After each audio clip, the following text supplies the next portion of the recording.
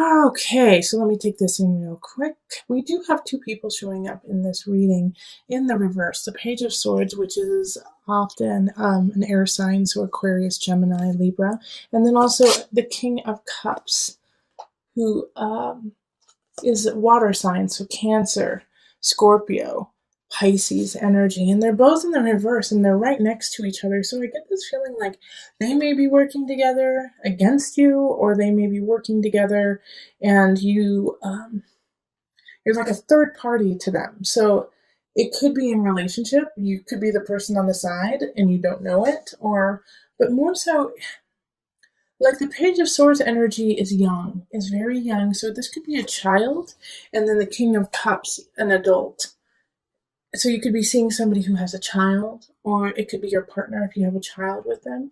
But also, I do see this dynamic at work where it's like you're working with someone maybe over a project you adore, or you are working with a project with two other people, and they see eye to eye, but you don't see eye to eye with either of them. And the thing is they're in the reverse, so they're not working in their highest energy. They're actually working kind of in a conniving, deceitful way. Like the Page of Swords, might just call you names and be really immature and be like, oh, are you a slowy slowpoke? Like that is what a 5-year-old would say.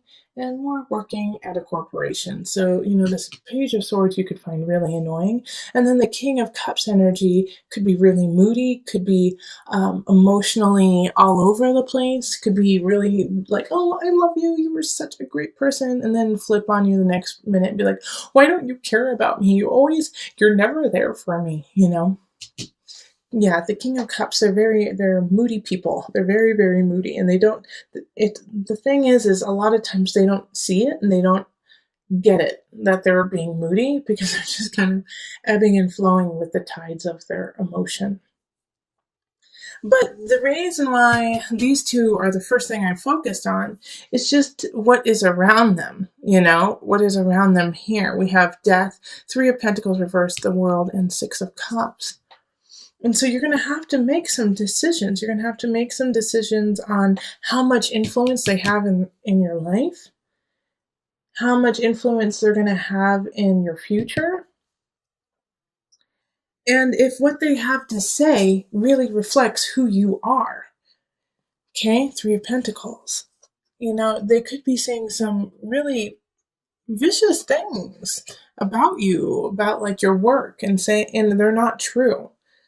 But are you going to take that in? Are you going to take that in as truth and then move on with that?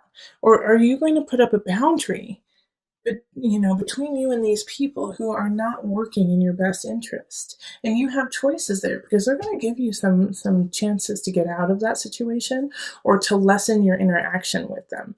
And it's going to be up to you to jump on that.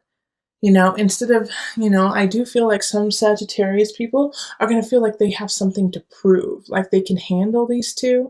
And so they're going to be like, no, I'm not stepping out. I'm going to, you Sagittarius, you guys are going to, try to puff up your feathers and be like, I'm not stepping down. But is this worth it? Because with the Death card here, it's like, that's not in your best interest. This is a Scorpio card. This is a Pluto card. Death being here is like, yeah, no, look a little deeper. Like, this is not what it's truly on the surface. Even though you're working with them and maybe you can make a lot of money, even a bonus or whatever, look underneath that and see it for the truth that this is just a little immature baby and that this is an overgrown baby. And if you put all your focus into this situation, then you're going to lose out on other people who are ready to exit your life if you don't show them some attention. Knight of Staffs. And this is a fellow fire sign. So Sagittarius, Leo, who am I missing? Sagittarius, Leo, Aries. Like there's somebody here who wants your attention, who's worthy of it. And so you need to step up into that and say, oh my gosh, you're awesome. I'm so sorry. I've been so sidetracked with some babies. And there's a future with them. There's a future with them that and there's this connection. It's like you look in their eye and it's like zap, yep. It's passionate, it's energetic. You feel alive with them. And if you're in a really solid relationship, and so you're not even in this realm of looking for somebody, this is you. This is a Knight of Staffs. This is you. Fire. Get out of that situation so you can start a new beginning. And you have to take those steps to get to your future, to get to the world, which is like, this is the end and the beginning, 21.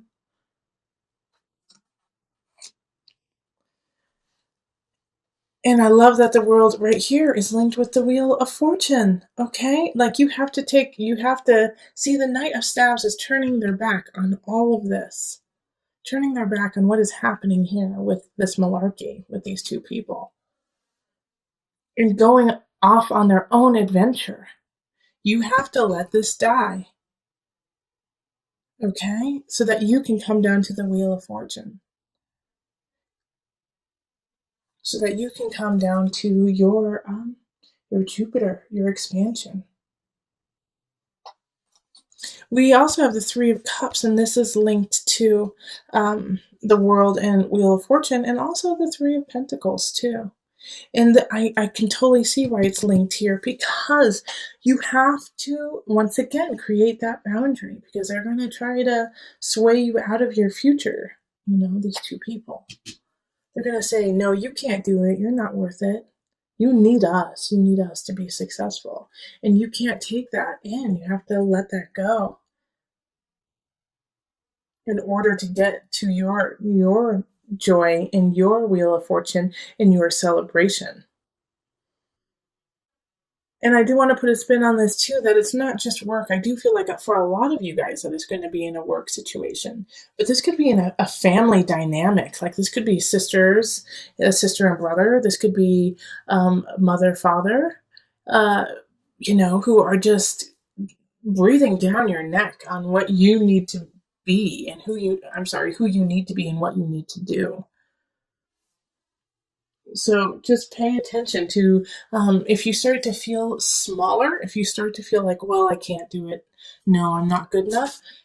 Figure out, like, take stock in that and be like, where did that come from? Where did that self-doubt come from? Who seeded that within me?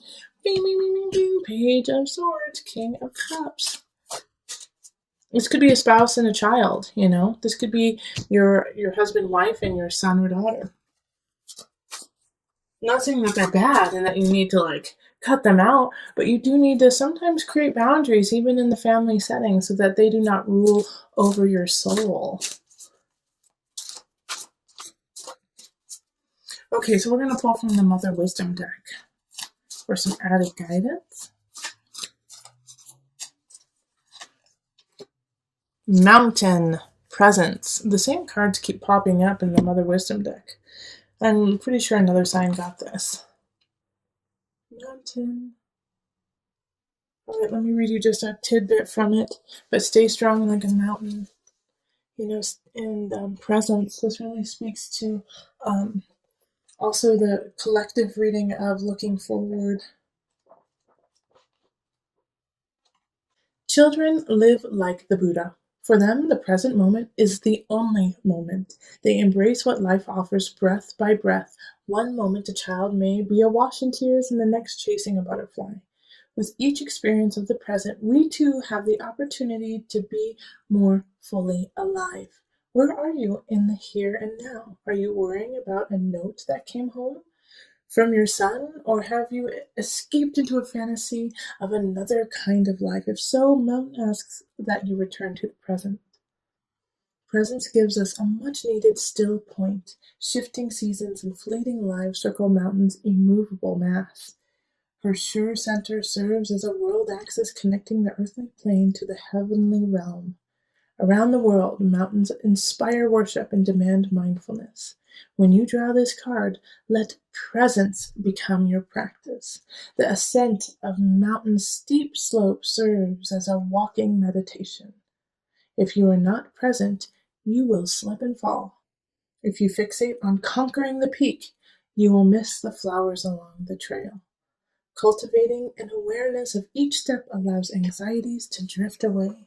By the time you reach the top, a rarefied silence will quell any lingering agitation. Poised between heaven and earth, this is the best place to fall in love with presence, your own divine beingness that exists only in the now. Okay, but we have the Queen of Pentacles, and they're, the center of the remainder of November. So this is an Earth sign, Virgo, Taurus, Capricorn energy. And since I picked this extra card, the gift, I really feel like they're a gift to you. They're going to kind of help you in connecting yourself to a new beginning, a financial wealth beginning, something that, could create a new future for you. But however, the only way that this is going to come in is if you don't stand idle with fear. Okay, the Nine of Swords is looking at fear, taking it, being right in front of it and dealing with it instead of standing frozen. Don't freeze up, unless you're planning, take time to plan. I love planning. I have a lot of Virgo. But the Nine of Swords is like you can't freeze in the face of fear. And the Queen of Pentacles, I think, may be offering you a situation, a new job, a new relationship that will lead to a plethora of abundance. But you have to take the first step. Nine of Swords. Even though you're scared, you're going to have to quit that job. Even though you're scared, you're going to have to finish that project and move on. Ten of Swords it's an ending. There's something happening in career and work. And if you listen to my November reading for you, then you would have known that I focused a lot about work and relationships within the work environment. And so this is saying, yeah, it's time to let it go. Something's not working. You gotta cut ties so that you can have this gift come in. And I know it's going to be hard because in relationship, there's some people who don't have your back, who are not like, okay, follow your heart, follow your dream, go for it. They're like, why the hell would you leave such a good job? You've got benefits. It's 9 to 5. It's easy to do. Why would you leave it? You're throwing away a good situation. And, there's always going to be somebody who's against you. There's always going to be somebody who's against what you believe and what you need to happen in your life. Now, with this, though, as you are leaving, this is the Virgo in me talking to you, and maybe I am your Queen of Pentacles right now, like, go for it. However, make a plan. However, when you leave, don't leave willy-nilly and be like, oh, I'm just going to leave it. Come 100% up to Source. Source gave you a body. Source gave you a mind. Source gave you a heart and intellect. Use it. Okay? When people say, it does kind of drive me crazy when people are like, I'm just going to leave it up to God.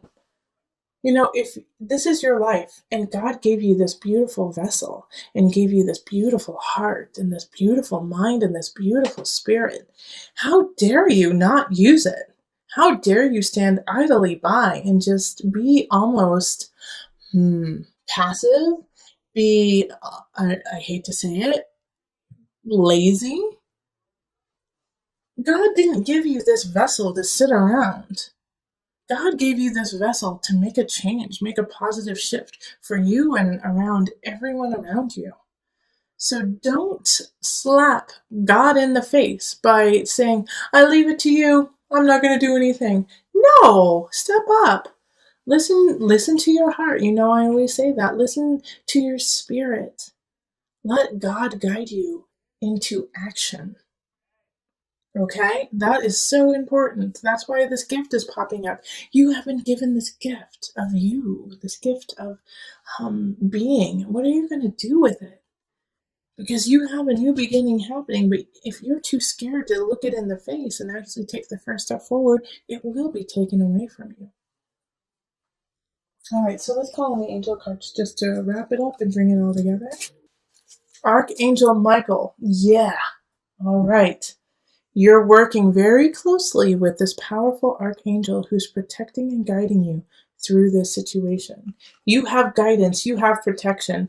Go for it, Sagittarius.